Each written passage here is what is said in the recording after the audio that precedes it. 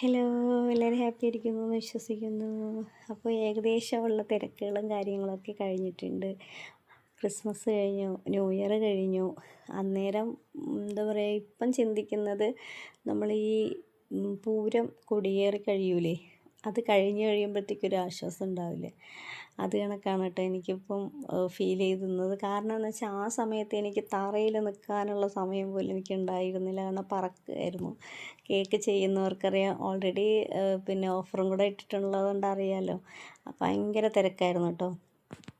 അപ്പോൾ ഇതിൻ്റെ ഇടയ്ക്ക് വെച്ച് സാധനങ്ങളൊക്കെ തീർന്ന സമയത്തും കുറേ ഓർഡറൊക്കെ എനിക്ക് ക്യാൻസൽ ചെയ്ത് വിടേണ്ടി വന്നു. കാര്യം എന്ന് വെച്ചാൽ നമുക്ക് പോകുന്ന ഈ രണ്ടും കിട്ട സമയത്തൊക്കെ ഇങ്ങനെ ഓർഡറിന് വരുന്ന സമയത്ത് നമുക്ക് കിട്ടാറില്ല. കാരണം നമ്മൾ ചെയ്ത് വെക്കുന്നതല്ലല്ലോ, അവർ ഓർഡർ തരുന്നതനുസരിച്ച് നമ്മൾ ചെയ്ത് കൊടുക്കുക ചെയ്യുന്നത്.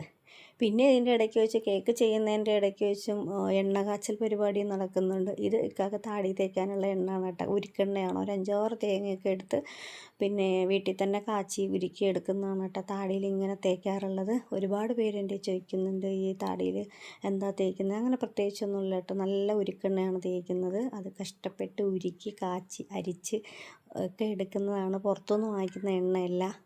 പിന്നെ അൽഹംദുലില്ലാ ഈ വർഷം നല്ല രീതിയിലായിരുന്നു. അപ്പോൾ പിന്നെ